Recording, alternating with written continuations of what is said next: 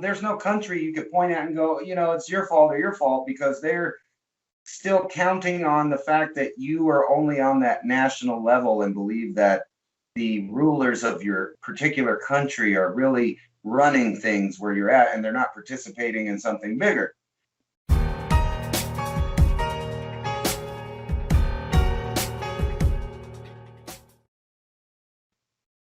Ransom, thanks for joining me. I'm curious, what you think the great distraction will have to be, because the amount of information flow right now is just a tidal wave that needs to be distracted away from, because society is shifting as we speak. No, actually, everything I'm seeing is showing me it's like the biggest con on people ever, from coast to coast worldwide. I thought the last con was the big con, but now the big con now is that your money is actually worth something, and that governments care about you, and they're going to help you with disease, and they're going to help you with poverty. And what they're going to do is give you a big check every month. That check won't, actually be worth as much as it says it is, because, like you said, the Fed is printing money like there's no tomorrow. Inflation is out of control. If you've noticed and gone to the store, prices in just the last week have got up about I would say 30 cents on the dollar on some things. Like if a can of paint was $1, it's now $1.30 something. Overnight, with one or two items, you might not really think much about that, but think about the entire economy as a whole. And everybody's doing this. Everybody's overpaying. And then you got a whole generation of people stuck on virtual reality and different things like that. I was looking at my kids' video games. It's like a giant casino style where the kid has to pay over and over just to get these imaginary things for the games that they play. So it's like an endless funnel of inherited wealth. And people just don't even understand the concept of the value of their currency right now. And then one day they're just going to wake up and there's nothing. And of course, that's where the fun begins. And that's besides all of these other issues you were talking about. Just the money aspect, when you finally realize your money is a shadow of its former self. Take you back to 1913, the formation of the Federal Reserve. And by the way, the formation of the IRS in the same year. Coincidental? Maybe not.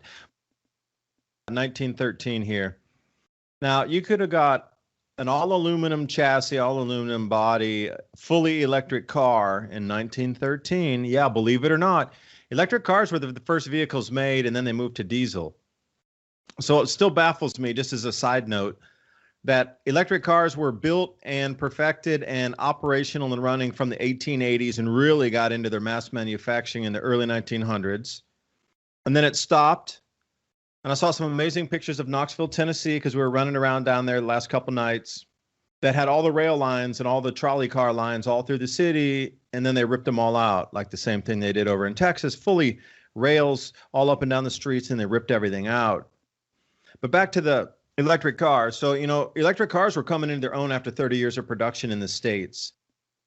And that was the thing. They kept them really incredible lightweight. They were all aluminum chassis. They had hemp included in hemp fibers. They were different types of hemp fenders were the thing. I don't know why they chose fenders, but there was hemp fenders, all aluminum chassis and body on in a fully electric vehicle in 1913. The price was $200. Now, if you bring that up to a Tesla today, and I understand there's bells and whistles and things look a little bit different and like, wow, okay, it's sleeker, whatever. 60 grand for that. So do the math. What was the loss of value on purchasing power? I could have got an electric vehicle in 1913 for $200, and I pay 60 grand now. Let me get out my calculator while you talk, Ransom. We'll do the calculation. And I know that wealth and money and all of this stuff is it's important to most people. But there's another topic that, I kind of rag on to my viewers, and that's about infertility. And I think that's the best indication, really, of the overall trend. And even in China, which you wouldn't expect with their population, they're having now infertility problems. So I know I've harped on this to my viewers. Google a little bit and find out who's most involved in what we would call global governance. And then also find out which countries are sterile. I would rather use the word sterile, because it seems to me, when you look at that pattern, what does that mean? Well, to me, it means that the world governments are going out of their way to plan for a big event that's coming. And I think they all know it. And I'm not trying to be like woo woo here, but it's kind of obvious. And I tried to send you a copy of this video that someone sent me. And it's basically the guy from Project Camelot talking about that this is in 2010. You realize that all of these steps that he talks about are kind of done. And one of the main points of that was that there was all of the countries in the world the opportunity to crack down with authoritarianism and gain powers they never had, and then they would have the public ready for what's coming, whether it be war, some kind of massive geologic event, mass starvation, just because the planet's doing something weird, or any of these grid down failure. You can take your pick. The government has plans for that. And when I mean government, I don't mean like the United States or Russia. I'm sure they all have their own little pieces of a pie, but we're talking about world governance. Every major politician from every country are using these words. And if you remember, when George Bush Sr. first said the words, "We need a new world order," what followed is every politician and world leader in the world talking about a new world order. Now they don't use that word because it's become like a cultural buzzword. So now they use stuff like global governance. 300x is what you've lost on your purchase power if you're going to buy an electric vehicle from 1913 compared to now at 60 grand. Wow. I agree with you. But, I lived and worked in China for a couple of years over there. And there was so much pollution anyway that was really causing a lot of problems even back, 15 years ago. When I lived there and worked there, it got so bad I left because I just couldn't handle the pollution and the overcrowding and the toxins. And it was so bad that they stopped you from taking bottles of water out of the country because they didn't want you to go test them. That's how bad the water was. And you couldn't get water tested in this country. If you wanted to get it tested, I think it was around $700 per sample to get tested. I mean, here in the States, you send in, it's about $30. Same with soil testing and whatever. Like, you could do it here for nothing. Farm country, you go send in 3 samples across your plot, and then they'll tell you exactly what you want to put in there if you're going to grow your plants and what they would need in terms of too much of something in soil, too little something in soil. But they really break it down chemically as to what your problems is or why things aren't growing correctly. But in China, they were so fearful of you getting that information that if you were caught bringing tubes of water out, like, you could put sample, they would stop you in the airport and they would confiscate all your things and put you on a list and you weren't allowed back in the country because you were trying to disservice China by showing the pollution levels. And, I did a lot of photos and expose and stuff on when the peak oil time was around 2006 or so. I went in there, I was really more into seeing how China was developing at the same time as they were going to overcome the constraints on oil with incredible rising prices, which led into 2007 and 2008 and the collapse. But the problems with China's pollution back then, and that's the reason I'm kind of, giving a primer here for why I was there and what time frame. It was so polluted and so outrageously lowering of the quality of life in 2006, 7, 8 that I left. Then add another 12, 14, 15 years on top of that. Infertility was a main concern back then anyway because it was so polluted. But there's some people who definitely see the future more clearly and have the full playbook. And it's a global governance. That's the whole thing, is how they pulled everybody in. It's not a global government as a single body. Well, I'm sure it is somebody at the top saying what happens. But it seems that if you want to stay in power at the global level, you have to abide by and not step out of line with the plan for the globe. Now, who's deciding that? There's a lot of conjecture. But it seems that once it's decided, there's no one finger that points and pushes the button because nobody would accept that across the globe. Like, you're not going to tell us. Indians would freak out. They're like, India, man, you're not going to tell us what to do. Modi's bad enough. And then America, you're not going to tell us what to do. So it's not a system of like one top thing at the United Nations, nobody would accept that. Be like, yeah, United Nations, kiss my, what. But the way it's put out is on high somewhere, the message comes and said, all right, global leaders, you all need to do this in your country, whatever form it takes, you all do it. And we're all in the same, now use the same keywords, and it goes through the media. And then all the politicians get on board. So you can't really point a finger at one. It's almost like a crazy Medusa octopus thing where if you cut off one head, there's still another to replace it, because Only those people at the very top levels are at those positions on purpose. Like Ransom, you and I would be bad politicians because we would tell it like it is and we wouldn't take any guff, and we couldn't get bought off, and it would be terrible for anybody trying to push agendas because I wouldn't go along with that. I would call them out on it. I think that, the people in power are part of a system to move forward some plan, but it can't be a single force, because then all the fingers could be pointed at that and say, no, we don't accept your global government system. But a system of global governance, CE, is quite a different thing than a global government. They get you in the lexicon and the modus operandi, the way they unveil and put all these dictates into motion. It's very similar, but it's kind of splitting a hair on that. The elite seem to be really good at noticing what the populace finds out. And then they usually dump that person, that figurehead or whatever it is. And then they move on to another one that you don't know. Like everybody knows George Soros, everybody knows Bill Gates.